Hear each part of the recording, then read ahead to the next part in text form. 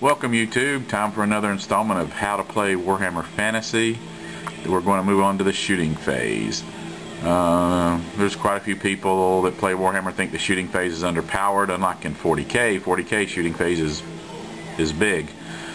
It can maybe be slightly the weakest, but it's not really underpowered. Especially if you go up against a Dwarf gunline or an Empire gunline, then you'll know exactly what I'm talking about. Alright guys, first up in shooting, you can see right here, archers. These guys are the most common people in the Warhammer world. There's different kinds of bows, short bows, I think goblins use those, regular bows, long bows which have a range of 30, crossbows that have a range of 30, and then you got handgunners that are black powdered weapons that Empire and Dwarves use. And then next you have war machines. Right there's an Empire cannon. And then you got a high elf bolt thrower.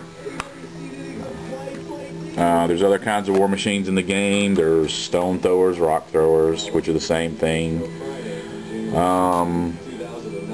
There's also like an organ gun. There's things that put down templates. There's things that use flame templates. When I say templates, I'm talking about the small blast template that you guys are used to seeing in 40K. Alright guys, one thing in fantasy that's different than 40K is there are modifiers when you shoot. You go off the ballistic skills to hit just like you do in 40K. But let's say these guys want to move up and shoot. Okay, that adds +1 for them to hit. If they're shooting at long distance, that's also +1, and long distance is greater than half of your distance. So for example, a longbow is 30. If you shoot at something greater than 15 inches, then you also add a +1. If it's in soft covers, a +1. Hard covers, a +2. What else am I missing? Oh, if you multi-shoot, which bows can't multi-shoot, but there's some repeater crossbows that the Dark Elves use, and the Skinks, and there's a few weapons that you can throw multiple. That also adds a +1. So you could get up to where you needed a 6 or 7 to hit. Not real common, but it's possible.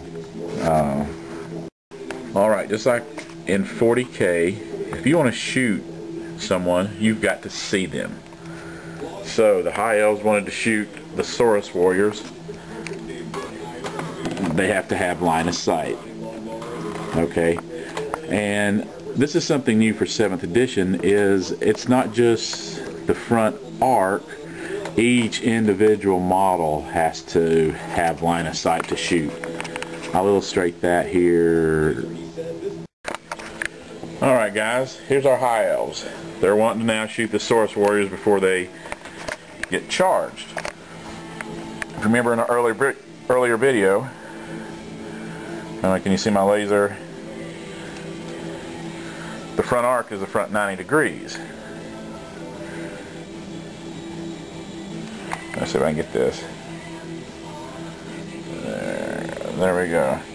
Alright, so they're in the front, but how many High Elves can actually see them? So what you do is measure to see how many can see him. He can see, he can see, he can see, he can see, and he can see. Okay, this High Elf, if you do go off his 90 degrees, my laser, you can barely, I don't know if you can make it out, but anyways, it's starting to fade a little bit. Batteries must be getting weak. But anyways, these last two High Elves, they don't really see the Saurus warrior. So the last two can't see them, but these 2, 4, 5 High Elves would be able to shoot the Saurus warriors. Okay, another thing to note, let's say that there was a skirmishing unit or another unit blocking, say a small unit. There was 3 guys left from another combat, which probably really isn't realistic. And then these guys, they wanted to shoot the bigger unit because they felt like the small unit. Well, here again, unlike 40K where you can shoot through a unit and give them a cover save, There's none of that in fantasy. So what you'd do is for each high elf, you'd have to go down and look. For each high elf that could see this back unit could shoot at it. Okay, you don't have to shoot the closest, and that's how you would resolve that, you know, depending on, you know, where they're at. One thing to note that is really key in fantasy is hills.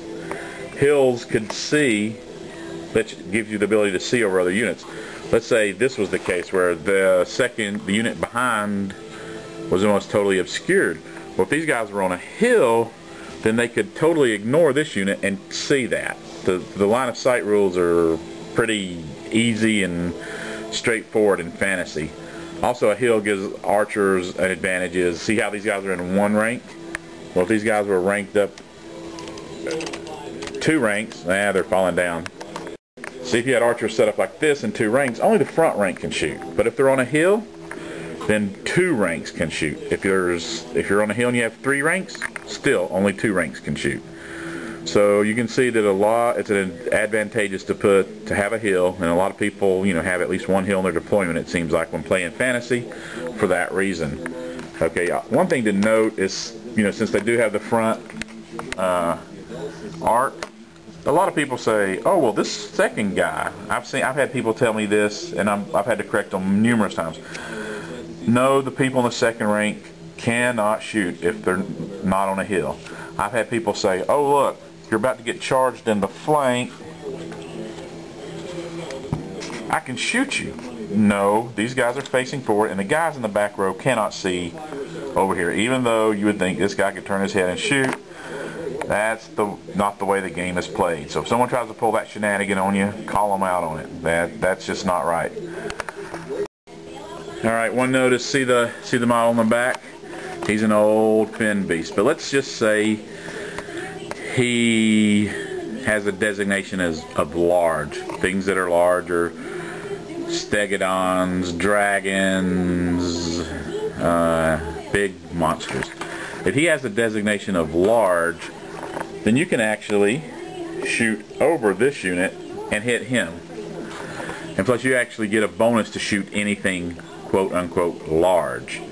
Okay, if it's on a 40mm base like this, like ogres, trolls, or anything, even though it's on a bigger base, you can't see him technically because of the Saurus warriors there. But if he was designated as large, you could. So that's another little rule difference. War machines have to follow these same rules. They have to be able to see.